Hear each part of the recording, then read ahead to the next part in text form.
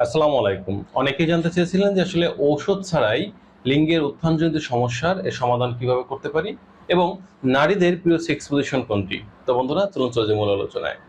বর্তমান সময়ে অনেক পুরুষ বলে থাকেন যে আসলে আমার মনে প্রচন্ড ইচ্ছা আছে, প্রচন্ড ইচ্ছা নিয়ে স্ত্রীর কাছে যাই, কিন্তু যখন আমি সহবাস শুরু করব তখন দেখা যায় আমার পেনিসটা সঠিকভাবে সুদৃঢ় হয় না, বা আমার ইরেকটাইল ডিসফাংশন যেটাকে বলে থাকি এই সমস্যা ভুগতেছি, বা আমার পেনিসটা উত্থিত হয় না, উত্থানজনিত সমস্যা এটা দেখা দিচ্ছে।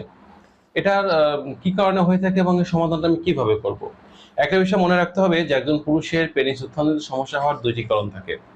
১ম নম্বর কারণ হচ্ছে তার মানসিক স্বাস্থ্যের অবনতি হয়। অর্থাৎ যদি এমনটা হয় যে আপনি সারাক্ষণ মানসিক দুশ্চিন্তা ভুগতে থাকেন। সেটা হতে পারে আপনি অফিসে যে জব করতেছেন, ওখানে কাজের প্রচন্ড চাপের কারণে মানসিক অবস্থা আপনার খারাপ থাকতে পারে। আপনি যে ব্যবসা করতেছেন, এই ব্যবসায় আপনার লাভের থেকে লসের পরিমাণটা বেশি হচ্ছে, এমন ক্ষেত্রে হতে পারে। বা আপনি পারিবারিক কলহের কারণে হতে পারে, বা সামাজিক কোনো কারণে আপনি প্রচন্ড মানসিক দুশ্চিন্তা যখন করবেন, তখন আপনার শরীরে প্রচুর পরিমাণে টক্সিন রিলিজ হতে থাকবে। যার ফলে আপনি বিষণ্ণতায় চলে যাবেন, কোনো কিছু আপনার ভালো লাগবে না। যার কারণে আপনি স্ত্রীর সাথে যখন সেক্স করতে যাবেন, তখন কিন্তু আপনার মধ্যে ভালো লাগাটা আপনি খুঁজে পাচ্ছেন না। যার কারণে দিনে দিনে ধীরে ধীরে আপনার সেক্স ড্রাইভটা স্লো হতে থাকবে। অর্থাৎ আপনি আগের মতো আর পারফরমেন্সটা ফিরে পাবেন না। এজন্য যেটা করতে হবে, মানসিক দুশ্চিন্তা কমাতে হবে।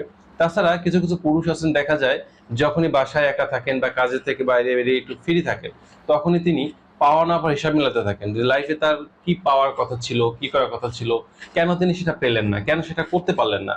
এই পাওয়া না পাওয়ার হিসাবটা যত বেশি মেলাবেন, তত দেখা যাবে যে আপনি মানসিক দুশ্চিন্তাটা বাড়িয়ে তুলবেন, বা এটা কিন্তু বেড়ে যাবে। এই জন্য যেটা করতে হবে, পাওয়া না হিসাবটা কম মিলিয়ে নিজের যে কাজ যেটা করতেছেন এটার গতিটা বৃদ্ধি করতে হবে, কাজের দিকে মন দিতে হবে, এবং নিজের যে কাজগুলো করে সফলতা অর্জন করতে পারবো সেই কাজের দিকে বেশি মনোযোগী হতে হবে, সেই কাজগুলো বেশি মনে করার চেষ্টা করতে হবে। তাহলে কিন্তু মানসিক দুশ্চিন্তা অনেকটা কমে যাবে। আর একটা বিষয় হচ্ছে, লাইফটাকে সবসময় স্বাভাবিকভাবে গ্রহণ করতে হবে। একটা বিষয় মনে করতে হবে, যেটা আপনার লাইফে ছিল, আল্লাহ তাআলা যেটা দিয়েছে সেটাই আপনি পেয়েছেন। যেটা আপনার লাইফে হওয়ার কথা ছিল না সেটা আপনি পাননি। এখানে তকদিরের উপর আমাদের কারো হাত নেই। বিশেষ করে মুসলিম ধর্মে যারা আছেন তারা অবশ্যই তকদিরটাকে বিশ্বাস করেন, বা তাদের ভাগ্যটাকে তারা বিশ্বাস করেন, যেটা আল্লাহ তাআলা প্রদত্তভাবে হয়ে থাকে, এটা সেভাবে মেনে নিতে হবে। এবার আসি, দ্বিতীয় নম্বর যে বিষয়টা থাকে সেটা হচ্ছে শারীরিক স্বাস্থ্যের যদি অবনতি হয়। এক্ষেত্রে শারীরিক স্বাস্থ্য অবনতির বিষয় সবচেয়ে যে বিষয়টা প্রধান ভূমিকা রাখে সেটা হচ্ছে বয়স, যার কাছে আমরা সকলে হেরে যাই। কারণ একজন নারী বা পুরুষের বয়স যখন বৃদ্ধি পায়, তখন স্বাভাবিকভাবে তাদের শরীরে হরমোনাল ইমব্যালেন্স চলে আসে। বিশেষ করে একজন পুরুষের বয়স যদি 40 পেরিয়ে যায়, তখন তাদের শরীরে টেস্টোস্টেরন হরমোন লেভেলটা ঘাটতি দেখা দেয়, বা এটা কমতে থাকে, উৎপাদন আগে থেকে অনেকটা কমে যায়। যার কারণে দেখা যায় তার যৌন জীবনেটা অনেকটা ক্ষতিগ্রস্ত হয়, বাধাগ্রস্ত হয়। যেভাবে আগের মতো সে সহবাস করতো সেটা কিন্তু এখন আর করতে পারে না। তার প্রচন্ড পরিমাণে দেখা যায় ইরেকটাইল ডিসফাংশন সমস্যাটা দেখা দেয়। এর পাশাপাশি যেটা থাকে, কোনো বড় ধরনের জটিল রোগে আক্রান্ত হওয়া, যেমন ডায়াবেটিস।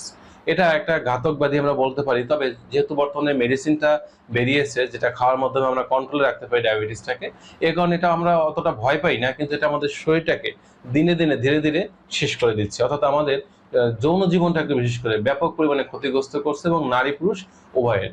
এর পাশাপাশি যদি আপনি হৃদরোগে আক্রান্ত থাকেন, অথবা আপনার যদি কিডনি জটিলতা ভুগতে থাকেন, আপনার লিভার সিরোসিসের সমস্যা থাকে, বা আপনার হজমে দুর্বলতা থাকে, আপনি যে খাবারটা খাচ্ছেন সেই খাবারটা যেভাবে খাচ্ছেন সেভাবে বেরিয়ে যাচ্ছে।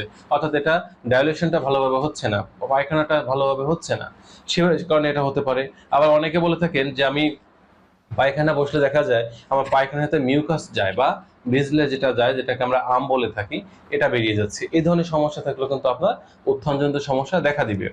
এখন আসি, এই সমস্যা থেকে আসলে মুক্তি পাওয়ার জন্য আমাদের করণীয় কি? বিষয়টা হচ্ছে যে আমরা যেহেতু কারণটা জানতে পারলাম যে আমাদের কি কারণে এটা হয়, ২টি কারণে বলেছি, শারীরিক এবং মানসিক। তো এই ক্ষেত্রে যেটা করতে হবে, আমার যদি কোনো বড় ধরনের রোগ থাকে, সেটাকে স্বাভাবিক লাইফে নিয়ে বা স্বাভাবিকভাবে এটা সমাধানের চেষ্টা করতে হবে। এবং আমাদের প্রতিদিন গড়ে ৩০ থেকে ৪০ মিনিট হাঁটতে হবে। প্রচুর পরিমাণে হাঁটার অভ্যাস গড়ে তুলতে হবে, এক্সারসাইজ করতে হবে। বিশেষ করে যাদের উত্থানজনিত সমস্যা আছে, তারা এই সমস্যা দূর করার জন্য বর্তমান সবচেয়ে জনপ্রিয় যে একটা এক্সারসাইজ বলে থাকি আমরা, এটা হচ্ছে কেগেল এক্সারসাইজ। এই কেগেল এক্সারসাইজটা কিন্তু আমরা চাইলে করতে পারি আমাদের সমস্যাটা দূর করার জন্য বা সমাধান করার জন্য। এর পাশাপাশি আমরা যেটা করতে পারি সেটা হচ্ছে যে আমরা আমাদের খাবারে পরিবর্তন আনতে পারি। প্রতিদিন গড়ে আমাদের যে খাবারটা আমরা খাচ্ছি, এই খাবারে পুষ্টিকর খাবার আছে কিনা সেটা আমরা নিশ্চিত করতে হবে। বিশেষ করে ভাত, রুটি, আলু, কচু, চিনি বা মিশ্রিত যে কার্বোহাইড্রেটযুক্ত খাবার আছে এগুলো পরিমাণে খুবই কম খেতে হবে এবং এটা একেবারে পরিহার করতে পারলে ভালো। এর পাশাপাশি আমরা যেটা খেতে পারি, রঙিন ফলমূল, সবুজ শাকসবজি, সামুদ্রিক মাছ বা ছোট মাছের ঝোল, এরপর ফ্রেশ পানি পান করা, গড়ে 3 থেকে 7 লিটার ফ্রেশ পানি পান করা, দুধ বা দুধের তৈরি যে খাবারগুলো আছে এগুলো একটু নিয়মিত গ্রহণ করা, এই খাবারের দিকে আমরা নজর দিতে পারি। এখন বিষয়টা হচ্ছে আপনি খাবারের পরিবর্তন আনলেন, আপনার রোগগুলোকে কন্ট্রোলে রাখলেন, এক্সারসাইজ করলেন, এরপরেও যদি সমস্যার সমাধান না হয় তাহলে কি করতে হবে? অবশ্যই ভালো একজন রেজিস্টার্ড চিকিৎসকের শরণাপন্ন হতে হবে। আপনার সমস্যাগুলো বলে পরামর্শ গ্রহণের মাধ্যমে তিনি যে ওষুধগুলো প্রেসক্রাইব করবেন সেগুলো সেবন করতে হবে। কোন ভুল কাজটি কোনোভাবেই করা যাবে না, সেটা হচ্ছে নিজের মতো করে কোনো ফার্মেসিতে গিয়ে কোনো সেক্স পিল কিনে খাওয়া যাবে না। অনেকে দেখা যায় যখন অত্যন্ত সমস্যা ভোগেন কোনো ডাক্তারের কাছে যান না, সরাসরি একটা ফার্মেসিতে গিয়ে দেখা যায় সেক্স পিল হিসেবে কোনো ট্যাবলেট, ক্যাপসুল বা সিরাপ, অন টাইম ওষুধ বলে থাকি আমরা যেটাকে, এগুলো সেবন করতেছেন। এগুলো যে কোনো সেক্স পিল খেয়েছেন তো নিজের যৌন জীবনটাকে শেষ করে দিচ্ছেন।